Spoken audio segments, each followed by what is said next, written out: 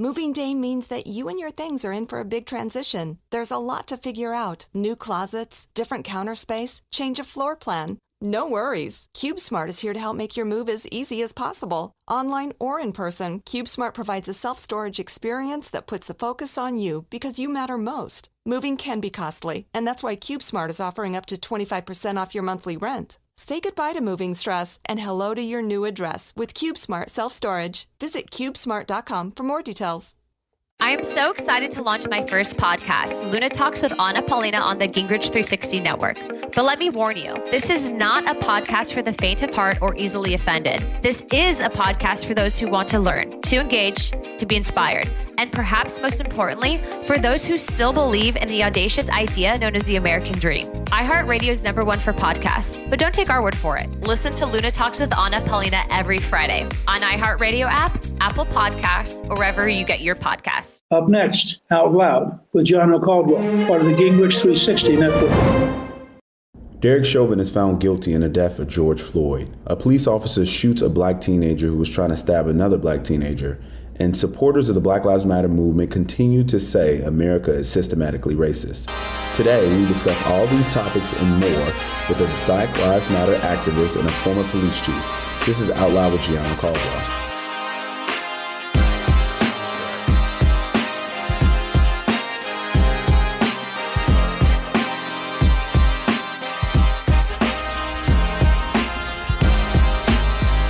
Welcome back to Out Loud with Gianno Caldwell. I've got an important and timely show for you guys this week. My guests are Zellie, Imani, and Clarence Cox III. Zellie is a community organizer and Black Lives Matter activist who founded the Black Lives Matter Liberation Collective, a group of black students dedicated to transforming higher education. Clarence is the former president of the National Organization of Black Law Enforcement Executives, a veteran of law enforcement for more than 30 years. He served as the chief of police for Clayton County Public Schools in Georgia. On today's show, Zellie and Clarence and I discuss race and policing in America. Let's go. We know what just happened this past week with the verdict, Derek Chauvin, and I wanted to get the reaction from both of you guys. The jury found the former Minneapolis police officer Derek Chauvin guilty on all counts in the death of George Floyd. What was your reaction to that? Wow, for myself, when I heard the reaction, I let out like a deep sigh, and I didn't even know that I was holding my breath, during the whole ordeal. So I think for me, it was something that took me by surprise, but also at the same time didn't give me the same sense of satisfaction that I thought it would have. Well, I kind of got what Zellie's saying as far as the satisfaction piece, but for me, I wasn't surprised because I watched the prosecutor really dive down and do a really good job meticulously to lay out that evidence. And, I remarked to one of my friends, I said, Ray Charles can see this because it's so obvious and he's blind and dead. So if these jurors don't get it, we've got a major problem here in our country. But, as Zellie just said, I don't know if I was as satisfied as I wanted to be because that's just the beginning of a continuation of work to be done. I think that, while Keith Ellison and his group did a great job on that, it's a broader problem. And, if we can't identify these kinds of officers earlier on, we got, a lot of work to do. And had we identified his problems and his I guess, demeanor and his culture earlier, George Floyd wouldn't have been murdered and he'd still be here and we'd be living happily ever after. Well, thank you for that reaction. And I truly agree. I do think that there's reform that's absolutely necessitous, and you have to continue to push the ball forward so we can identify the bad officers, but understanding that we know the overwhelming majority of officers are honorable people who serve on a day-to-day basis to protect us all. Now, there's been some conversation in the press, just areas of the press who've said that they believe that jurors made a particular decision because they were concerned about threats of rioting and looting if they didn't make a particular decision. I reject that personally because juries have convicted mobsters, terrorists, gang members, all kinds of folks who would literally target their families for making a decision against them. Did you all think that any of those threats of rioting had any impact on the jury's deliberation and conviction? Personally, I didn't. I think that during the voir dire process of selection, you could listen to the response from some of those jurors, and you could tell that they were very intelligent people, or people that got it. But also, if you look back to what I just said about the way the prosecution laid it out, I think the most compelling, testimony came from the chief of police and several officers from that department, but then the doctor who, laid out the exam piece and showed that there was no other cause for the death other than the asphyxiation, where this guy was on his stomach with a knee on his neck. It was no way in the world that they could have come with another thing. And this, in my mind, is an applaud to a breakdown of the thin blue wall that people refer to oftentimes. When a police chief of a department and several members of that department can talk about what they have been trained, and Derek had been trained the same way, and they talk about the failure of him to do his job. I mean, what else do you need? Zellie? I completely agree, especially with your sentiment where there's been historical incidences where jurors are actually threatened with their lives and still make the right decision. And we've also seen where in other incidences in other towns where officers were indicted and charged, and there were still threats of rebellions or uprisings in Ferguson or Baltimore, those jurors still chose to, find the officer not guilty. Or in some cases where it comes to like a grand jury, they choose not to indict the officer. So there's been many, many different cases, right? And when you look at it, only 7 officers since 2005 have ever been convicted for a lot of these police-involved shootings. So it's a very, very, very, very, very small number of officers who have been charged or even indicted and convicted for incidences. And jurors always in those cases tend to, find the officers guilty, or innocent rather. Zellie, I want to ask you this question because there's been a lot of conversation about the Derek Chauvin and George Floyd, the Derek Chauvin trial. Of course, he killed George Floyd, but people have said that this conviction isn't simply about Derek Chauvin. It's a conviction of America as a racist system. And I know there's been members of the Black Lives Matter movement who've echoed those sentiments. Do you believe that the system of policing is a racist system? Yeah, personally, I do believe that the system of policing is a racist system from its origins and, all throughout American history. It has been proven to be a racist institution. Now, does this necessarily mean that every single person that's employed by the police department is someone that is racist? I don't necessarily believe that, right? But they are working in a racist institution, right? And the same thing goes for our public education system. I'm an educator. I know the anti-blackness that happens in our education system. Am I going to say that every single teacher in the education system is racist? No, but I know that they are in the system and unfortunately are perpetuating the anti-blackness and the mass incarceration of our youth. So when I say that something is, racist, it doesn't mean that those individuals are out there, saying the N-word or have a Ku Klux Klan outfit in their closet. But we're saying that they are perpetuating something that is harming Black communities instead of helping them.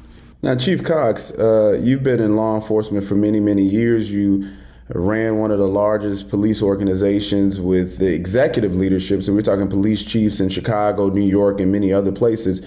Do you believe that you've been a part of a racist system of policing?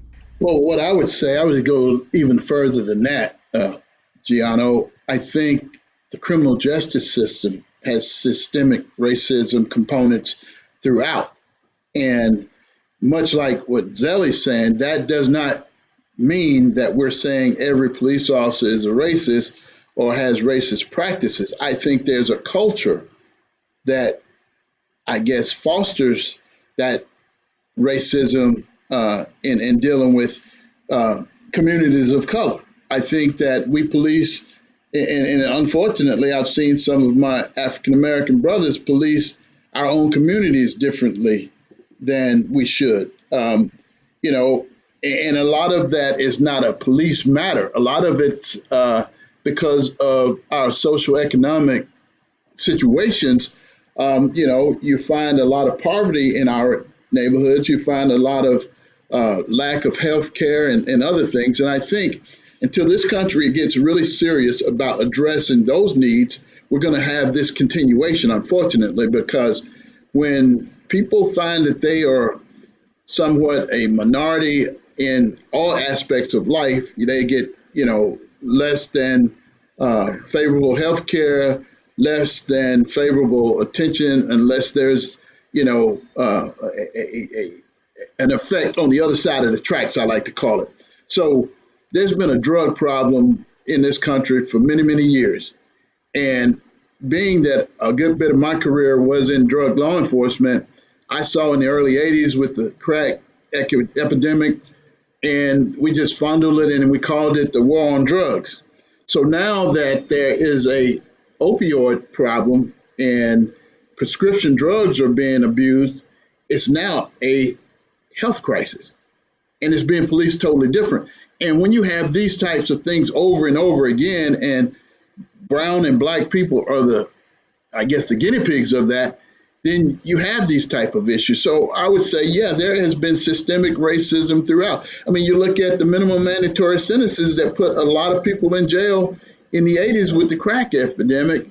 And, you know, you look at Barney Madoff and others who have destroyed, you know, rich or affluent families, and they've got less than those type sentences. So, I mean, we could go on and on about the racism examples in the criminal justice system. Now, of course, there's been instances of racism. We've seen that 100%, but you believe it to be systematic in a way that just about every police department is touched. And I'm talking to you, President Cox. Just about every police department that's been touched has some areas that they need to improve around race. It's not just one bad police department or maybe 3 police officers in a particular department, which we've seen. You look at Ferguson, you look at even Minneapolis, they've had a number of complaints, thousands of complaints, and there's not been much of anything done until recently after George Floyd. So you thinking that this is across the board? I do. And with 18,000 police agencies around the country, there is an immediate need for some standards that would be applicable in every agency, because you don't know what you're going to get from New York to South Georgia when it comes to law enforcement, because they're all made up with different policies, different standards, different cultures. You know, for an example, when you talk about racial profiling, you know, just this past week, we had a young rapper in Atlanta who accused the Atlanta Police Department of racial profiling him while traveling through the Hartsfield-Jackson Airport. And it turned out not to be the Atlanta Police Department, but the Clayton County Police Department. So what I'm saying to you is, as long as money is associated with policing, it's going to be those kinds of problems as well, because a lot of agencies don't have the budgets of a New York or LAPD, but they make their money by doing other things, you know, drug interdiction, traffic stops, those kinds of things. And you got to think, when a lot of these enforcement efforts are conducted, they're actually in the Black and brown communities, and they get a different set of policing versus, you know, on the other side of the tracks where, you know, Mrs. Jones runs a light, we stop and tell her, okay, Mrs. Jones, next time you got to be very careful. But Bobo comes through the light on the other side of the tracks.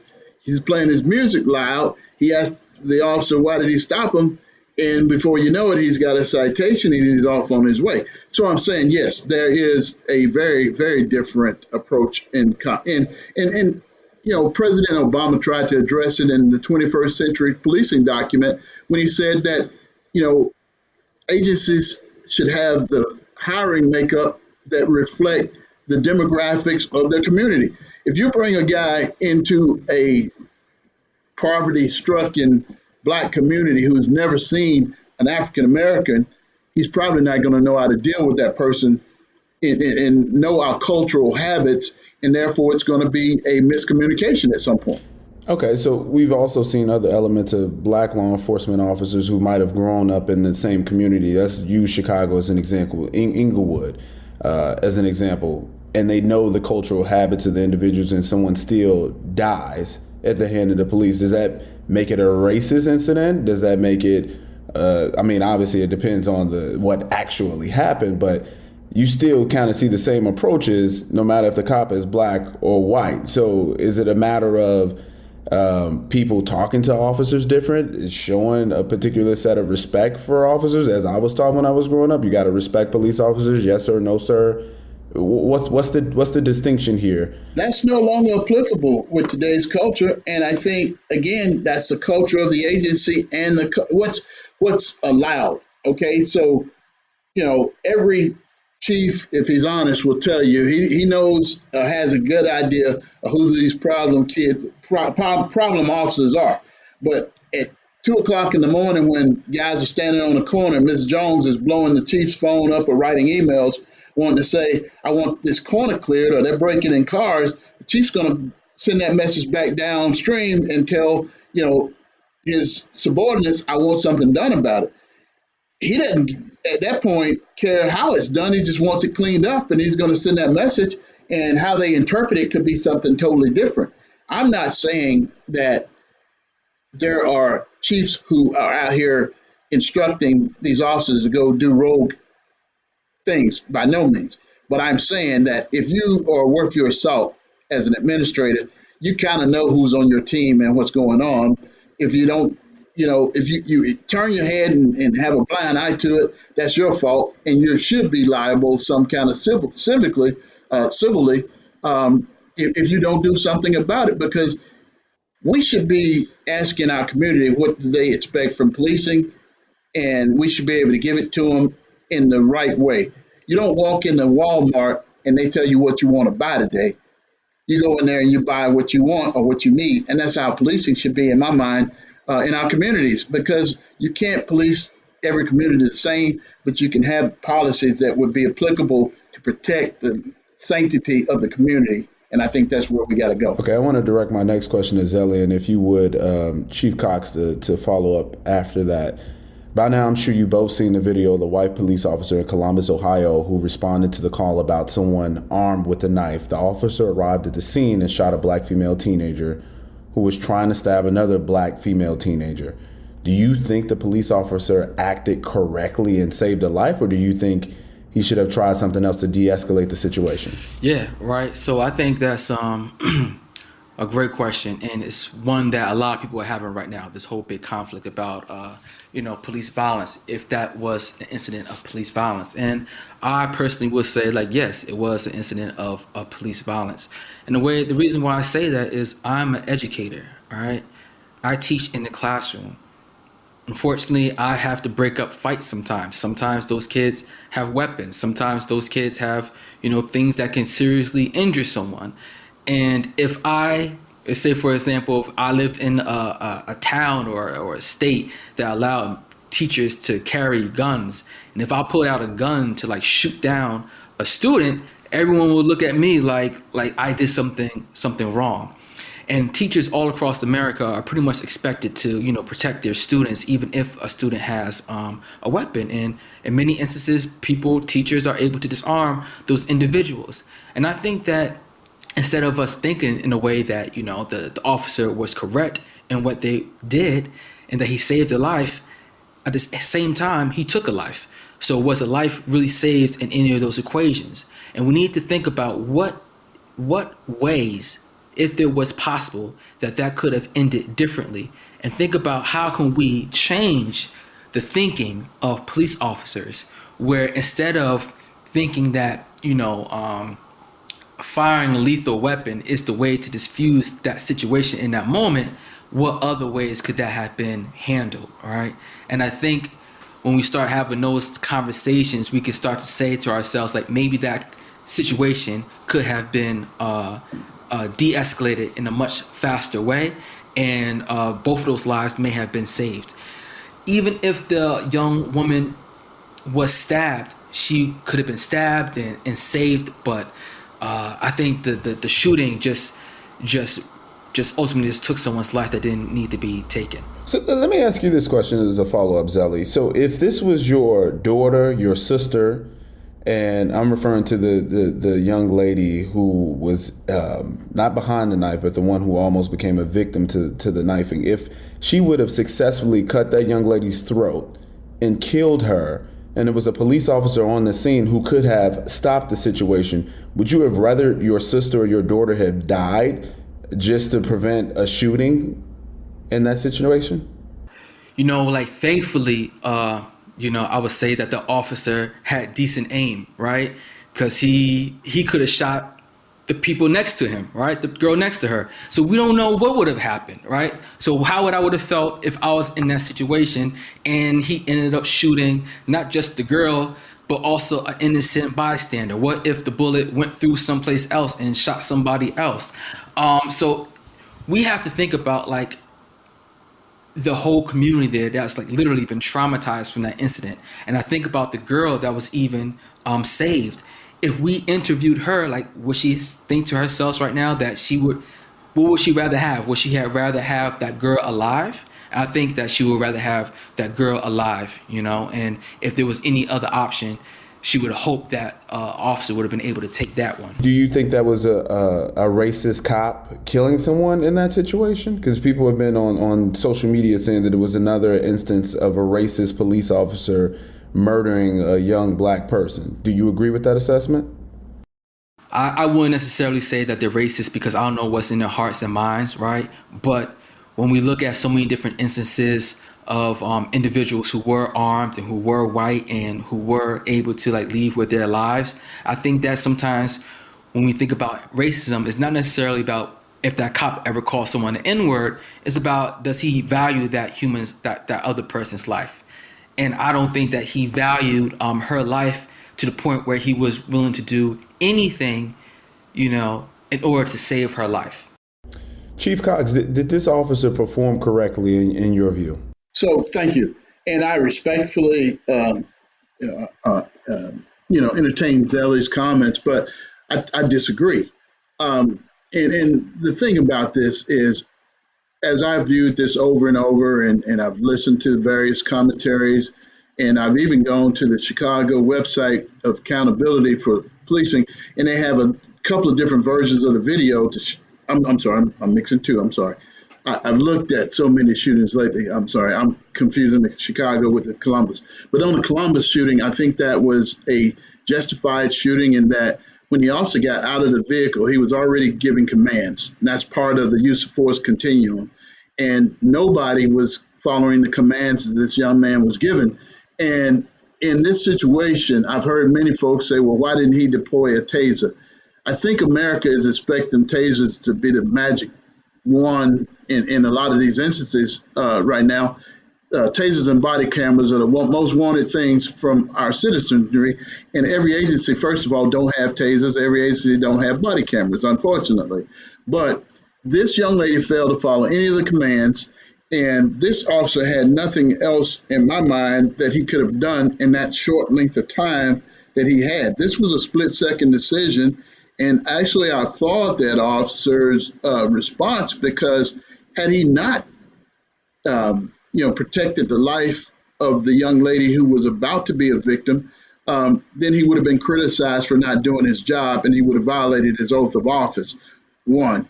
The other piece to it is just like, Zellie just referred, this guy had some extreme marksmanship capabilities, because I know in my mind, as I watched him go down range with those rounds, I'm like, wow, this guy is pretty proficient with his firearm. And that's a good professional officer in my mind, because that's what we're taught in the academy. We're taught, so many people have said, why did he shoot her in the chest? Why didn't he shoot her in the leg?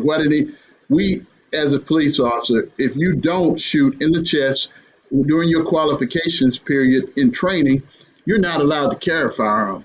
There's no other acceptable points of injury, so to speak, with a firearm other than center mass, we call it, and that's right in the middle of the chest, because that's most likely going to put you down.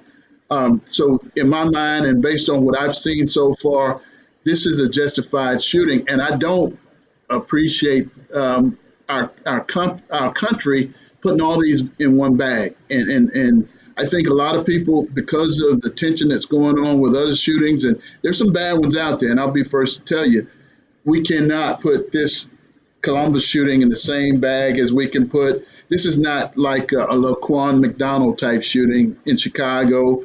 And I'm still looking at the one in North Carolina. I'm not really sure on that one as well yet. But, it's unfortunate that we keep having these. We're talking to Zellie, Imani, and Clarence Cox III, a Black Lives Matter activist and a former police chief. We've got much more with them after a quick break. As any business leader will tell you these days, things aren't what they used to be, and they'll never be the same again. As a result, the way businesses work has evolved at unprecedented speed. And when it comes to helping them grow, the status quo no longer cuts it.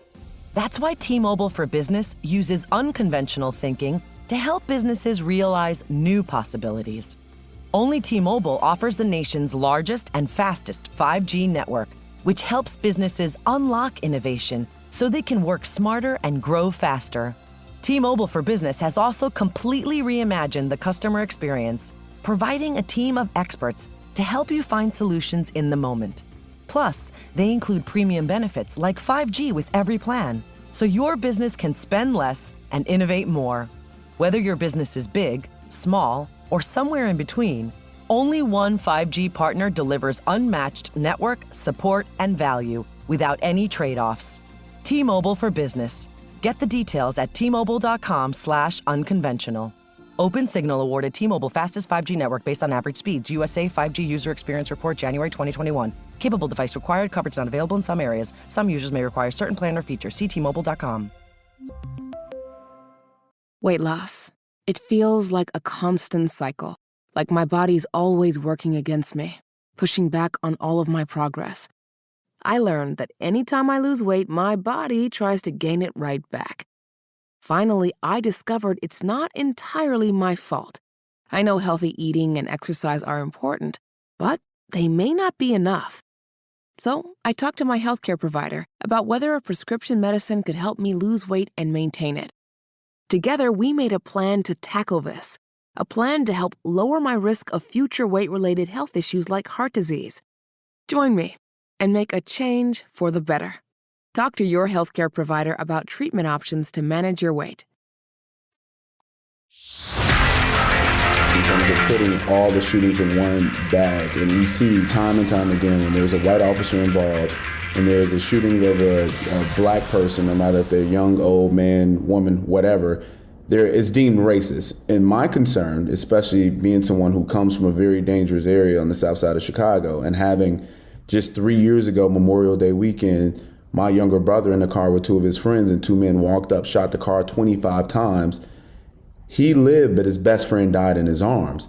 So considering the environment that we're in now when it comes to policing in America, if every police-involved shooting with an African-American is deemed racist, what if it happened tomorrow where my little brother, that situation that happened 3 years ago, and a white officer was around the corner, heard the call, and he found out that the suspects were black, and there's a shooting going on that he can possibly save a life, but hell, I don't want to be called a racist, so I'm not going to get involved. I'm going to wait till the bullets fly and they get away, and then maybe I'll get around to get the ambulance. When is it that we begin to have a really honest dialogue about policing in America? We're doing that right now, but we've seen it become so politicized. We've seen with Black Lives Matter, Democrats have gotten involved and they've made it more about their appeal to the black community versus real policy changes. We saw what Tim Scott did last year when he was trying to pass a police reform bill, and he offered Democrats an opportunity, a manager's amendment, to put whatever they wanted in the bill. And they walked away from the table because they wanted it to be about politics. They wanted to win elections off of it. And it's been my saying, Black lives don't matter to Democrats, black votes do. So with that consideration in mind, especially you, Zellie, because you're part of the movement, you're an organizer, you run a chapter. What is it we can do to take politics out of these discussions and talk more about policy? Yeah, I don't think that you can separate the two, right? I think what Clarence was saying earlier in the broadcast was really, really phenomenal. Because when we talk about the issues of why we have policing or why our areas are heavily policed in the first place, when you think about the safest communities in your state, the safest communities that you know of, the most safest communities don't have more police officers, right? They usually have less police officers. What makes a community safer is they have access to more resources. They don't have more cops. They have better jobs, better healthcare, better educational system, have better quality food, better recreation services. Those are the things that make communities safer and stronger.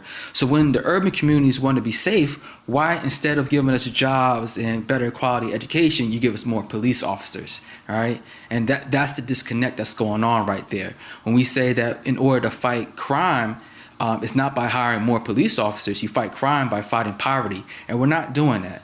We're not doing that at all. And instead, by putting more police officers, we're actually increasing the proximity to police officers and the black community, which is already strained, and creating these interactions which can be violent, or which Clarence pointed out can be predatory, where these officers are now just pulling certain communities over for various infractions. And to really, really, really get into these conversations is really important, because we really need to understand the role of policing in this country and really think about how can we reimagine public safety. How can we reimagine public safety? So when you hear the cries of defunding the police, it's not about like getting rid of public safety. It's about how can we reimagine public safety? Because domestic violence is happening in our neighborhoods. Child abuse and sexual assault is happening in our neighborhoods. You can hire 700 cops, 800 cops. Domestic violence is still happening. People are still not safe. So how then can we use the little bit of money that we do have to allocate it in other areas that can actually make people safer? And these are the conversations that we really do have to start having. Like, are police always effective doing every single job? Because police do so many different roles that they may not necessarily be, necessary in, right? That if I got into a minor car accident, do I really need an armed police officer there at that moment just to take a report? That officer could be doing something much more, serious. He could be out, responding to a robbery or a shooting. But right now he's, taking notes or writing a report. Or if I come into my house and it's already got broken into, I don't really need an armed police officer there. I just need someone to take the report. And that doesn't necessarily have to be an officer. So how can we reimagine the roles and the duties of police officers and kind of like break it down and see like where do we need them and where do we not need them, and how do we minimize the interactions with individuals? And that is why we need to have these conversations about politics and policy. To Zellie's point, I agree. And it's funny you talk about that. I just co-chaired a task force called Reimagining Public Safety, along with my colleague, Dr. Cedric Alexander. We're both past presidents of NOBLE, National Organization of Black Law Enforcement. And you're right. We've got to first define public safety. That's the first piece, because public safety could also be, lead and water in Michigan, because that's a safety issue. Public safety is a lot of things.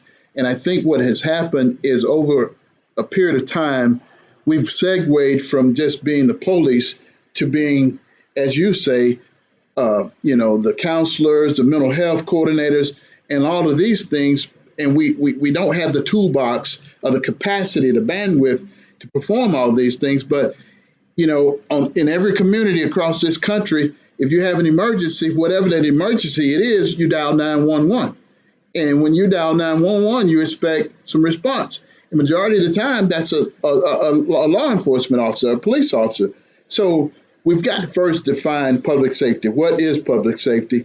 And when we talk about defunding, I don't agree with the defunding mechanism, but I do agree that if we have agencies that cannot comply to a certain set of standards, a certain set of goals and commissions, then they should not be able to receive money from the federal government for funding. They should not be able to participate in the asset forfeiture program, where if an officer stops a drug dealer with a car full of money, they can no longer seize that money and seize that car and put it into an operational budget. It should go into maybe a federal budget or a state budget, because then that gives them an incentive to do right.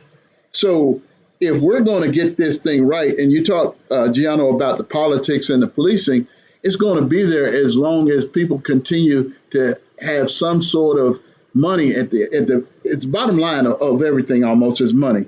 And I think as long as these folks don't feel the pinch from the money, and it's popular, everybody's out now with a sound bite saying, we need to do this, we need to do that. There's more practitioners in law enforcement there than there is in any other profession. If you think about it, if a doctor botches a surgery, he pays the insurance, plays golf until they pay it off, and he's back on the operating room tomorrow. If we were to put those same type of standards in law enforcement, you have to have a certain certification.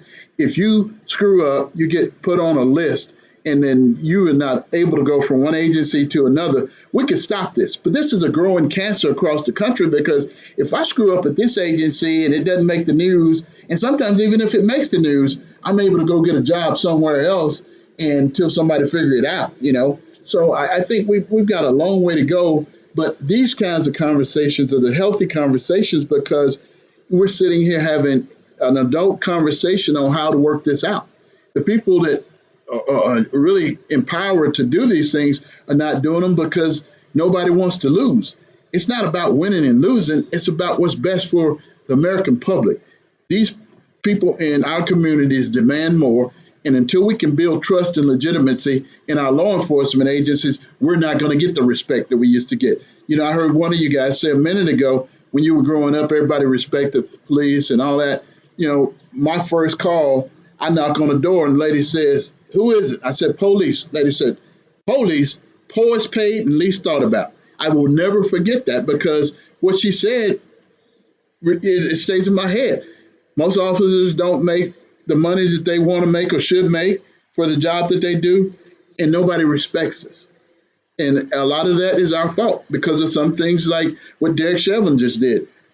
So it's not all, everybody has skin in this game. And I think until everybody takes an active role in trying to correct this and not playing the blame game, pointing fingers, it's you, we're not going to solve this. We can have conversations all day long.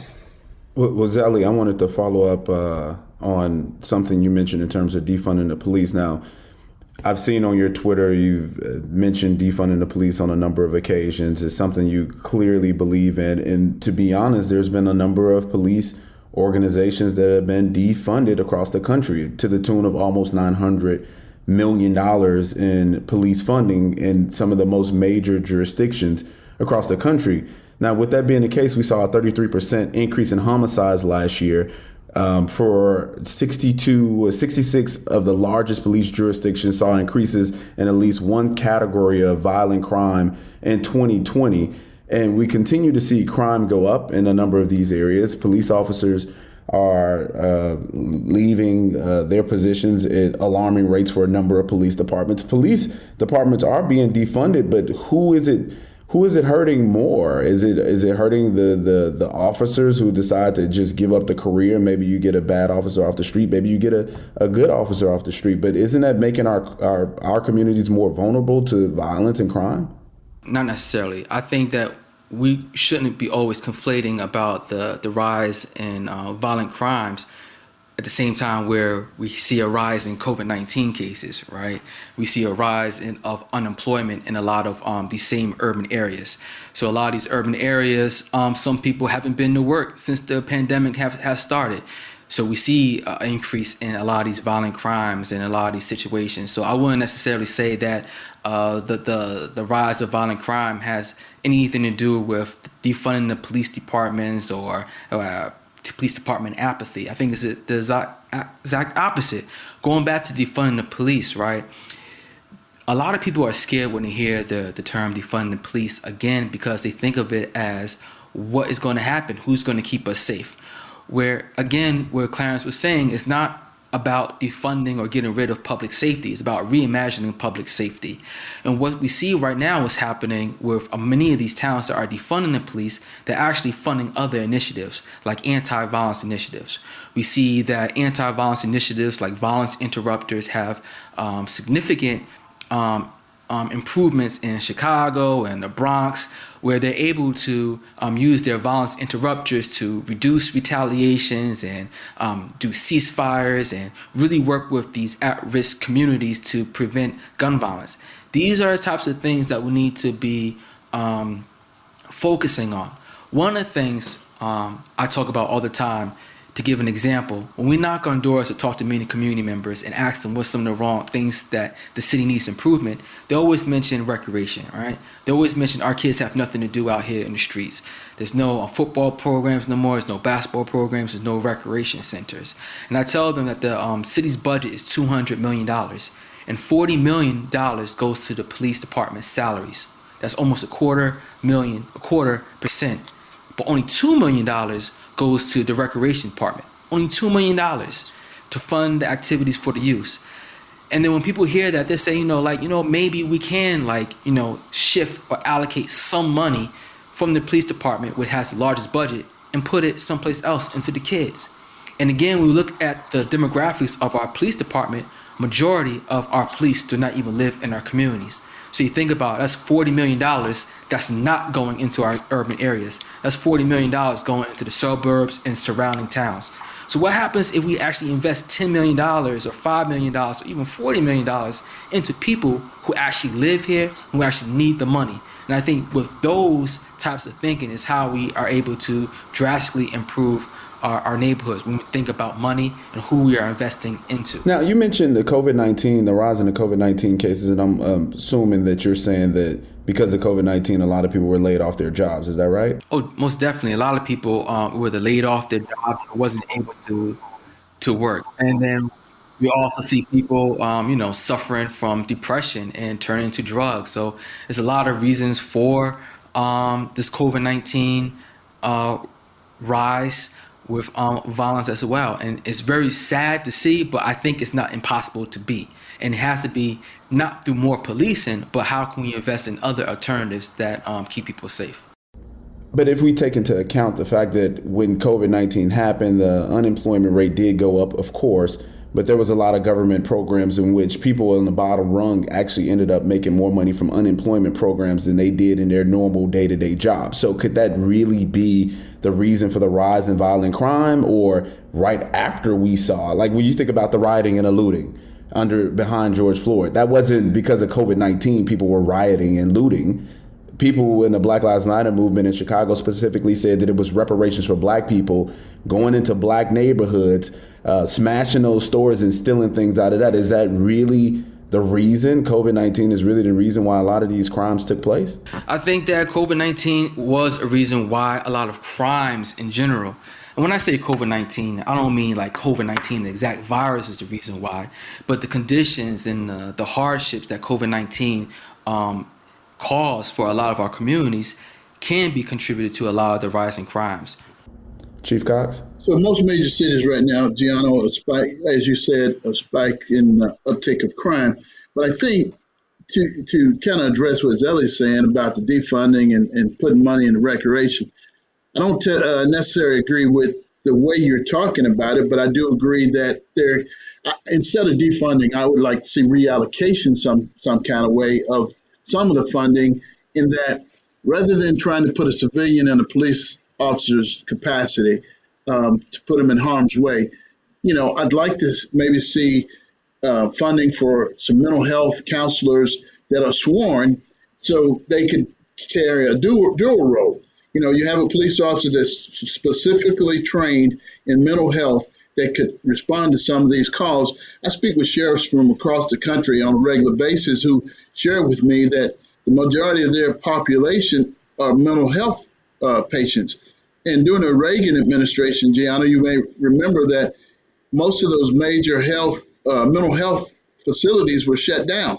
And so now there's no real place to put them, so to speak, to seek any treatment. And now they're being warehoused in jails across this country.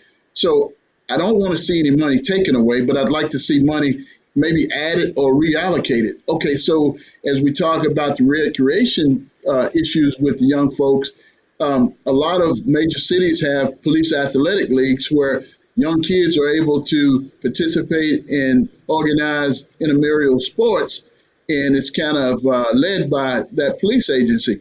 I think that's a plus because a lot of kids, the images that they have of law enforcement is a negative image, and most of it comes from TV, and the other comes from the crazy things that they see officers do. But, I know when I ran a school resource program, some of the greatest interactions with the young people came from my school resource officers, because they were in the schools having those interactions with those young folk, and they were providing counseling, so to speak, not formal counseling, but the relationships and the dialogues that they created also created something that carried on.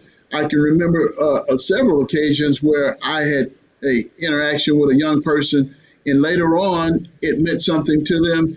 And to this day, I have young folk come up to me all the time. Hey, Chief, I'm doing this, or I'm doing that, proud that they've got a job, or proud that they got in some college, that they didn't think they could get into. So I think we could do both. I think we can reallocate some funding and put it in the right place. And the only way we're going to do this, again, is we've got to have a commission.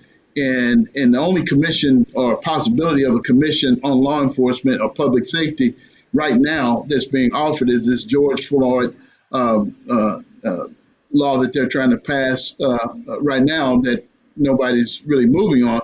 And I think, guys, it is that we talk about removing funding. Most agencies are so strapped right now, they don't have the funding to form the duties that they're prescribed to do right now. So until we, this country has way too many police departments as it is, but until we can get it all under one umbrella, so to speak, and get the same standards across the board, same type policies, those kind of things, I'll keep preaching that we're going to have these issues. So consistency and uniformity is what you're saying across the board nationally is what's necessitous in order to improve policing in the country. Before we move on, let's take a quick break. Back in a sec. Hi, I'm Jonathan Strickland, host of The Restless Ones. Join me as I sit down with the world's most unconventional thinkers, the leaders at the intersection of technology and business. Leaders like Ted Ross, Chief Information Officer of the City of Los Angeles. We have a lot of old infrastructure that just comes with a large, old urban environment. The idea that 5G is wireless, once you get your connectivity to the access point, it's effectively a wireless solution, which means that we can deploy and we can expand and contract rapidly. We can run an entire venue, roll out VR wirelessly, roll out communications, do all these huge multimedia aspects that take up a lot of bandwidth and do so completely wirelessly. The Restless Ones is presented by T-Mobile for Business. Today, T-Mobile is America's largest and fastest 5G network, with over $40 billion invested in their network to supercharge innovation over the next 3 years. See what T-Mobile can do for your business at T-Mobile.com/unconventional. And check out the Restless Ones podcast, available now on the iHeartRadio app or wherever you get your podcasts. Open Signal awarded T-Mobile fastest 5G network based on average speeds. USA 5G user experience report January 2021. Capable device required. Coverage not available in some areas. Hey everyone, Lisa Booth here, and I am so excited to let you know that I am launching a brand new podcast, The Truth, with Lisa Booth starting March 24th. As a former pollster, political advisor, and now a television commentator, I have earned your trust by telling you the truth. And I can make this promise to you right here, right now. I will always give it to you straight. And I guarantee that we're going to learn something new and we'll also be entertained with each episode. Whether it's just me on air, leaving no stone unturned to get to the bottom of the hottest issues impacting your life, or whether I'm interviewing some of the biggest names out there, I will always think for myself. You should too. Look, you don't always have to agree with me, but if you're tired of being talked down to, this is your podcast. And if you're tired of hearing the same tired talking points and you want some fresh takes, this is also your podcast. If you want to know what's really happening in our country without the spin, without the BS, then this is a podcast for you. Listen to The Truth with Lisa Booth every Wednesday on the iHeartRadio app, Apple Podcasts, or wherever you get your podcasts. Sign up and subscribe today. Zellie, the Black Lives Matter Global Network Foundation received about $90 million in corporate donations last year from various corporations after the death of George Floyd. There's been a number of chapters. Michael Brown Sr., for example, requested $20 million from the Black Lives Matter Global Network Foundation, which I don't believe they've received. There's been people like Tamir Rice's mother, who, of course, her son died. I think he was 10 or 11 years old. He was shot by a police officer. He had a toy gun on a playground, and they just pulled up and shot him. There's been a number of other people who I've criticized, people like Tamika Mowry and others, for using Black deaths to advance their profit structure, if you will. And these are things that people have stated in reporting and on social media. There's been a lot of folks who said that the organization, the head of the organization, has disenfranchised a lot of the local chapters. You run a local chapter. Have you seen any money from the foundation, from the head of your group? Right. So I'm part of Black Lives Matter Patterson, and I would say maybe a couple months ago, a group of Black Lives Matter chapters called Black Lives Matter 10 had released a statement initially talking about some of these issues once they found out that like $90 million was, or 900, I forgot how much money it was. 90 million. You know, it was 90 million. It was a lot of money, right? And it caused a lot of problems because ever since the George Floyd, even before George Floyd, many chapters were trying to get more transparency and accountability from Black Lives Matter Global, all right? And there's a lot of issues around that, and a lot of the chapters really wanted was some type of accountability and some type of support. That a lot of chapters were doing fantastic work in their communities, but they knew that they could do even more if they had financial support from Black Lives Matter Global. So a lot of people were very upset that the global network was sitting on this much money and wasn't distributing it to the chapters so that they can support the communities. I personally stand in solidarity with Tamir Mothers Rice and Mike Brown Sr. and all the other families that feel slighted by Black Lives Matter Global. I really do think that Black Lives Matter Global Network needs to really address these concerns. It really needs to address these grievances to really support these families that they say they are supporting. Because when you're saying you're fighting for Black Lives Matter, it's just not about fighting for the people who were killed by police, but it's also about fighting for the Black lives that are still here. You need to be able to be supporting these Black families that are still grieving. You need to be also supporting, to the best ability, Black communities nationwide and supporting your local chapters.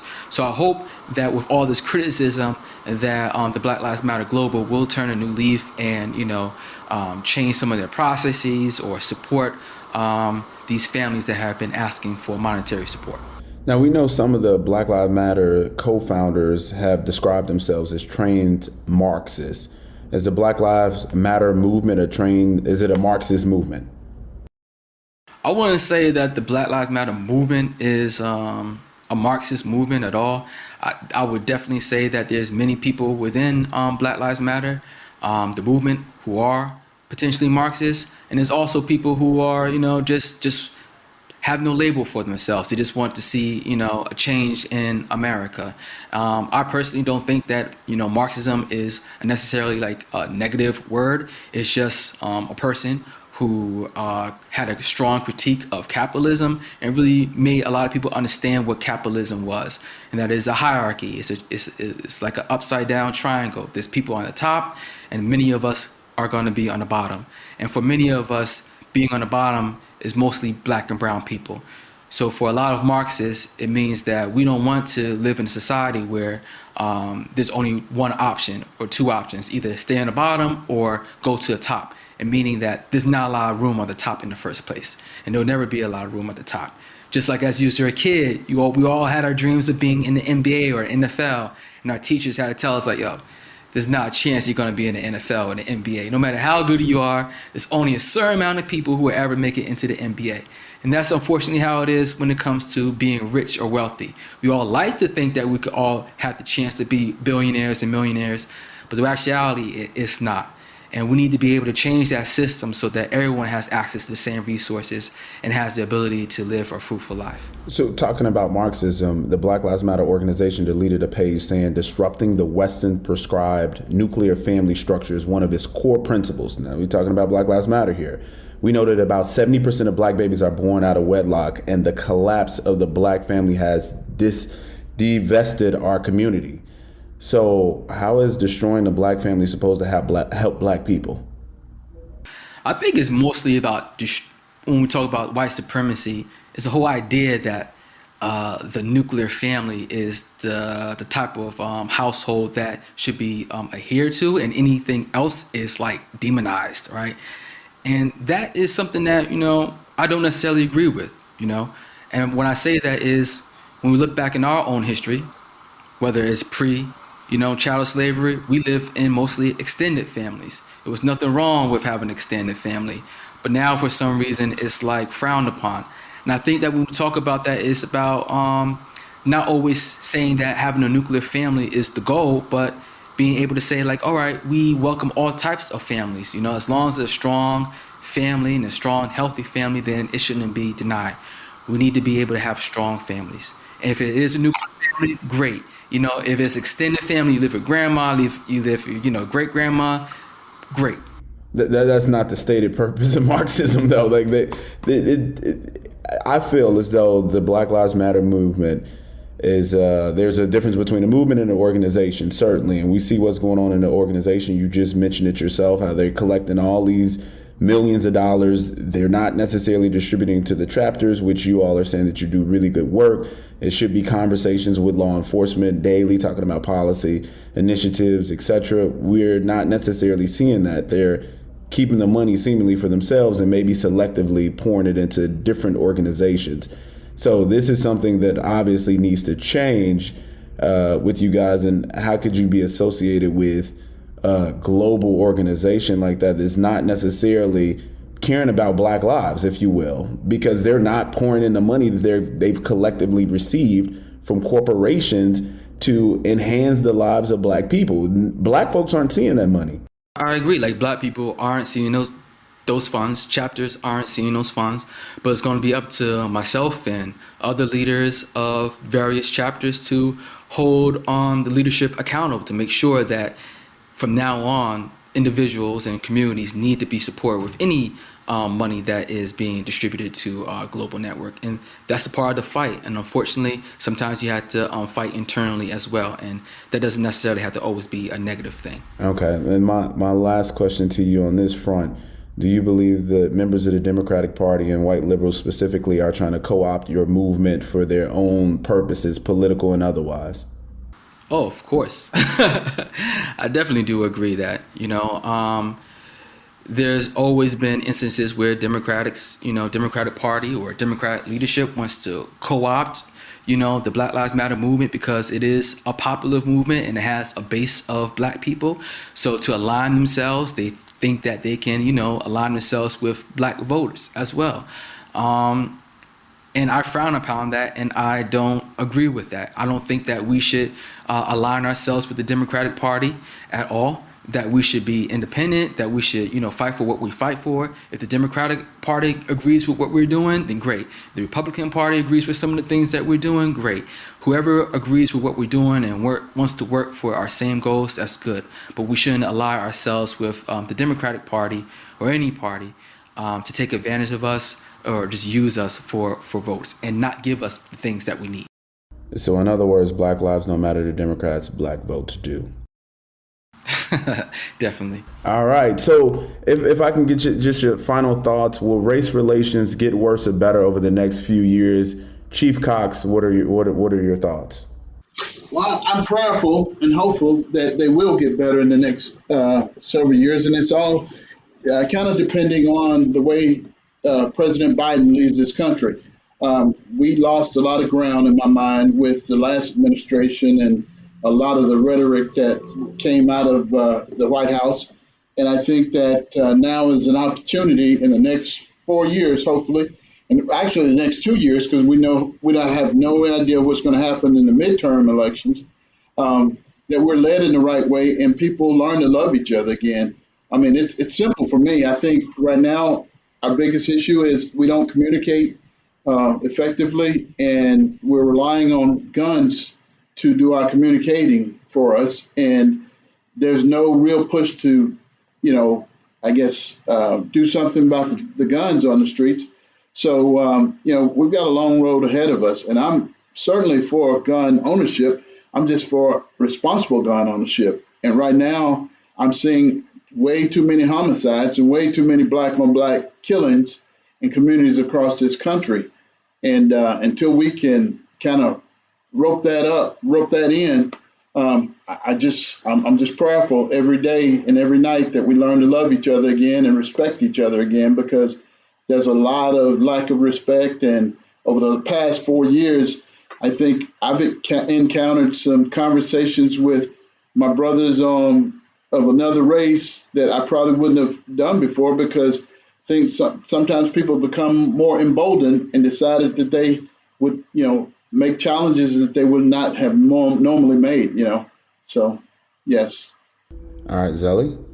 Yeah, I definitely agree with Clarence. I do think that we may have some rough spots for a while before we get to like a brighter tomorrow. I do have hope, especially with the youth. They've been watching, they've been learning, they've seen what was wrong, and they have ideas of how to make things going forward. I'm also hopeful because with this conversation with Clarence kind of shows like maybe like 5 or 10 years ago, a lot of police departments wouldn't have been open to the idea of, allocating money towards other initiatives to keep communities safe. But now it's like, if there's other initiatives to keep communities safe, then it's a no-brainer now for us to fund. So by continuing to have these conversations and continue to have these rough conversations, even if you disagree, is key to moving forward. And I'm hopeful because all of us want to be loved, all of us want to be accepted, all of us want to live free. It's all a matter of how do we come together and create this system, create this world where that can be possible. I want to thank Zellie, Imani, and Clarence Cox III again for a great interview. If you're enjoying the show, please leave us a review and rate us with 5 stars on Apple Podcasts. If you have any questions for me, please email me at outloud@gingrich360 and I'll try to answer them in our future episodes. And please sign up for my monthly newsletter at gingrich360.com/outloud. You can also find me on Twitter, Instagram, Facebook, and Parler at Gianno Caldwell. If you're interested in learning more about my story, please pick up a copy of my best-selling book titled Taken for Granted: How Conservatism Can Win Back the Americans That Liberalism Failed. Special thanks to our producer, John Cassio, researcher Aaron Klingman, and executive producers Debbie Myers and Speaker Newt Gingrich, all part of the Gingrich 360 Network. We saved big money with our Progressive Home and Auto Bundle and used the cash to take a family vacation. To Hawaii. Who's up for a luau? Yay! This is not a real testimonial. Sure, customers can save big money with Progressive, but not enough to go to Hawaii. They'll probably use it for things like the mortgage and groceries, or even a travel magazine, so at least they can see pictures of Hawaii. Aloha! Yes, say hello to those beautiful Hawaiian beaches in that magazine. Progressive Casualty Insurance Company and Affiliates. Hi, everyone. I am so excited to launch my very first podcast, The Truth, with Lisa Booth, with iHeartRadio and Gingrich 360. The Truth with Lisa Booth is a podcast that rejects groupthink, rejects fake news, and will never bow down to the political correctness poisoning this country from within. If you're ready to step outside of your comfort zone and join me on this wild ride, then buckle up and tune in on March 24th for my very first episode. The Truth with Lisa Booth every single Wednesday on the iHeartRadio app, Apple Podcasts, or wherever you get your podcasts.